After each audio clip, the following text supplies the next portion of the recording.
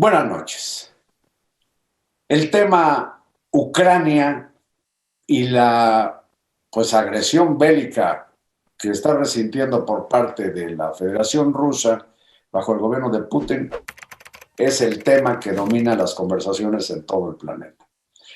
Qué mejor para mí que saludar al embajador de México ante las Naciones Unidas y miembro del Consejo Permanente de Seguridad, el doctor Juan Ramón de la Fuente, pues para tener mejor idea de lo que está sucediendo en esa parte del mundo. Embajador, buenas noches. Carlos, buenas noches. Como siempre, es un gusto saludarte a ti y a tu auditorio.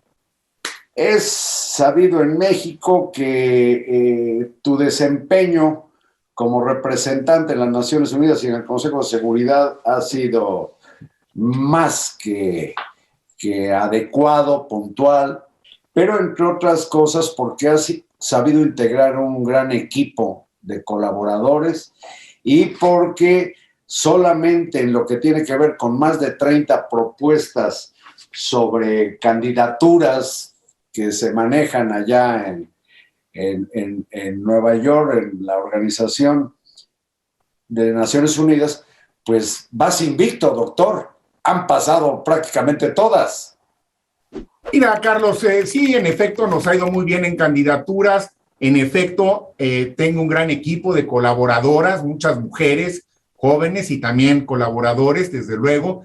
Tengo el respaldo del canciller Marcelo Ebrard en todo momento y ha habido instrucciones muy precisas del presidente de la República. Entonces, bueno, pues tienes la partitura y hay que tocarla, ¿no? Claro. Y a veces las condiciones son más fáciles y a veces son más complicadas como las que estamos ahora viviendo, pero aquí estamos. Y en lo que se está viviendo, embajador de la Fuente, pues en general se da información o llega información, se produce información del suceso, pero casi no se habla de ahora sí que los motivos del lobo, si es que Rusia fuera el lobo o su presidente Putin.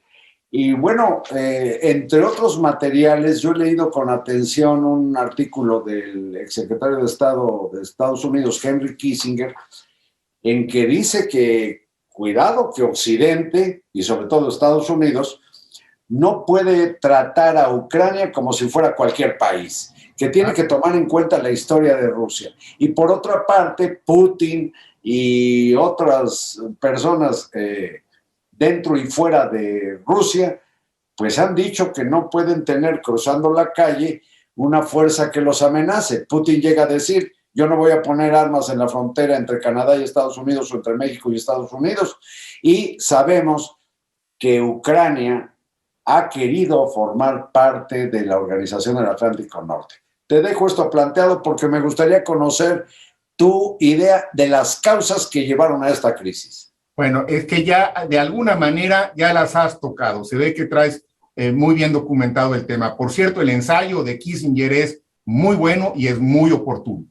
Y en efecto, yo diría que, a ver, para tratar de entender el problema de una manera sencilla pero objetiva, habría que tomar los dos factores que tú señalaste. Por un lado, una región en el este de Ucrania, muy pegada a la frontera con Rusia, que históricamente ha sido una reunión donde hay grupos prorrusos, grupos llamados separatistas desde hace muchísimos años, porque son rusos, sus padres eran rusos, sus abuelos eran rusos, se sienten rusos, quieren formar parte de Rusia.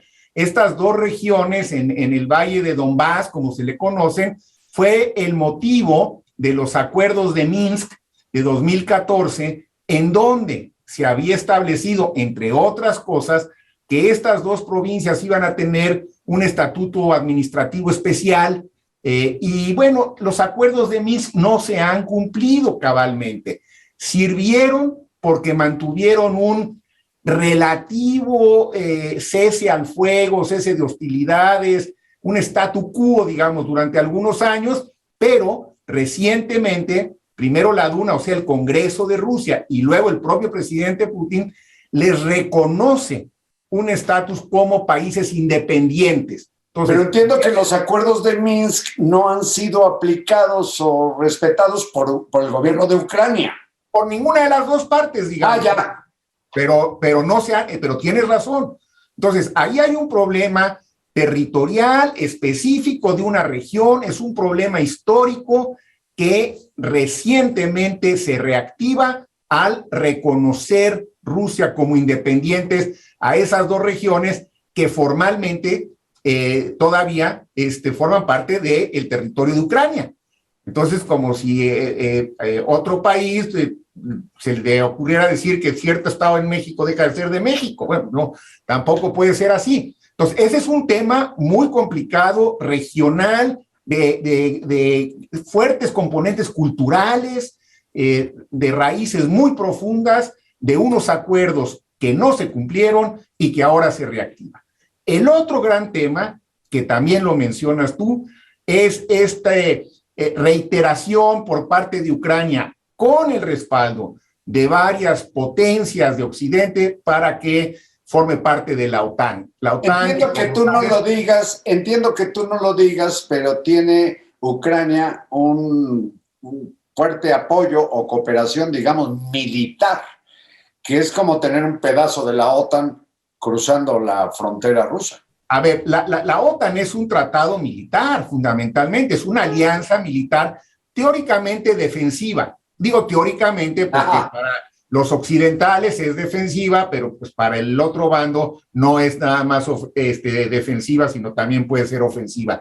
Y ahí yo también creo que es importante valorar y ponderar las cosas, porque en efecto, como tú lo decías, tener del otro lado de la frontera a un país que tiene una alianza militar con tus adversarios, pues es algo que te inquieta.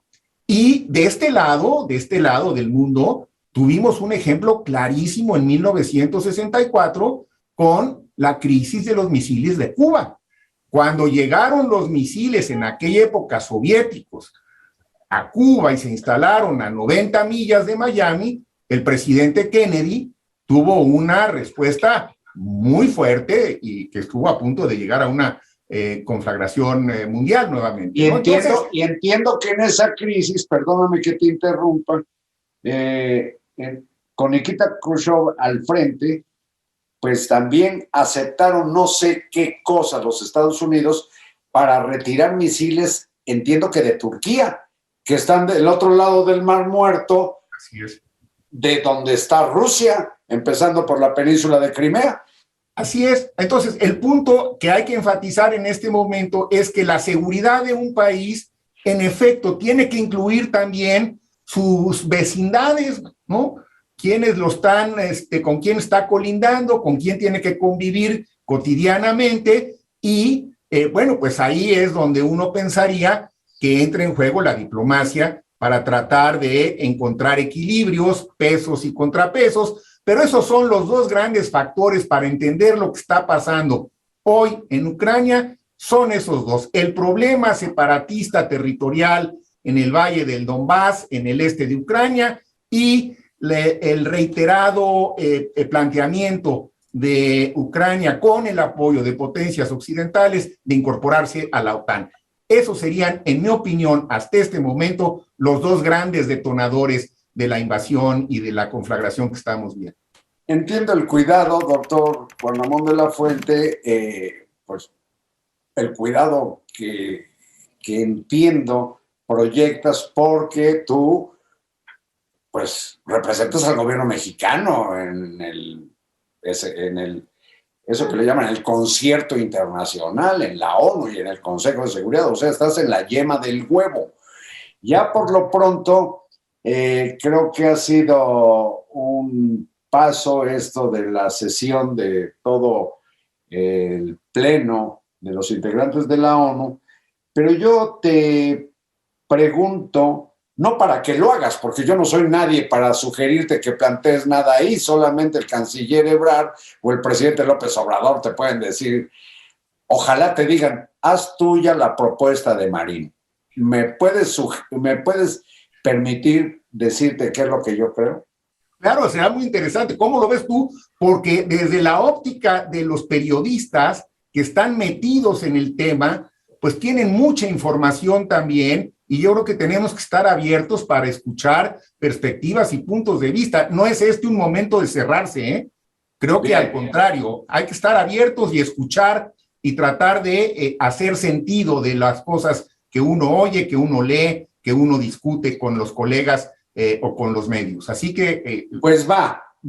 Mira, yo creo, a partir de que todas las guerras me parecen una porquería, todas, por eso yo no acepto el término guerra sucia. Todas las guerras son cochinas desde mi punto de vista. Ni se diga la intromisión de una potencia como Rusia en Ucrania, donde no hay proporción, por más que Ucrania tiene uno de los ejércitos más numerosos del mundo, pero es mucho mayor el de Rusia.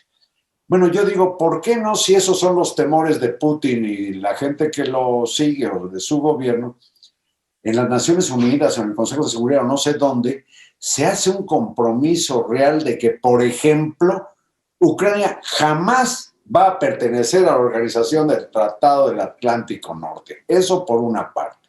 La otra, pues que se acepte que sea la población de los territorios que quieren volver a formar parte de Rusia, pues sea la población la que decida en una consulta supervisada por las Naciones Unidas, porque el acuerdo de las Naciones Unidas es respetar la soberanía y la integridad territorial, pero también la voluntad de las sociedades, porque se supone que es una organización que respeta mucho la democracia, tanto de la organización misma como de las naciones que están representadas. Bueno, a ver, mira, yo te diría primero, Ucrania es un país soberano, en efecto, y esta es una decisión que finalmente le corresponde al pueblo y al gobierno de Ucrania si deciden o no mantener su solicitud, porque no es más que una solicitud hasta ahora, para ingresar a la OTAN. Pero lo que sí puede y debe hacer la ONU y el Consejo de Seguridad es fomentar que se regrese a la mesa de la negociación y del diálogo. Y eso lo hemos reiterado. Y hay espacios, Carlos. El primer punto que tú dices es fundamental. Hay un grupo trilateral de contacto que está vigente, que es un espacio en el que participan Rusia, Ucrania y la Organización para la Seguridad y la Cooperación Europea, que está abierto, y hay otro espacio más que se llama el formato de Normandía, en donde se suman Alemania y Francia como, digamos, las dos cabezas de la Unión Europea, porque el problema finalmente está en Europa. Entonces la parte regional es muy importante, aunque evidentemente tiene consecuencias mundiales. Si alguno de esos dos mecanismos se reactivara, es lo que hemos estado planteando desde el Consejo de Seguridad, reactiven esos mecanismos. Cuando México insistía antes de que viniera la confrontación, y lo ha seguido haciendo, que no demos por agotada la diplomacia, lo que estamos diciendo es, ahí están esos dos espacios, vamos a usarlo, siéntense, ojalá se vuelva a una de estas dos mesas. Ahí coincido plenamente y tu punto de vista no solamente coincide con el del gobierno de México, sino que lo hemos expresado casi en esos mismos términos. Me da mucho gusto, Juan Ramón, que lo digas, porque yo que creo que los periodistas no debemos pensar, con suerte no es una tontería lo que dije. Y muchas gracias, doctor Juan Ramón de la Fuente, muchas gracias a quienes nos han visto y buenas noches.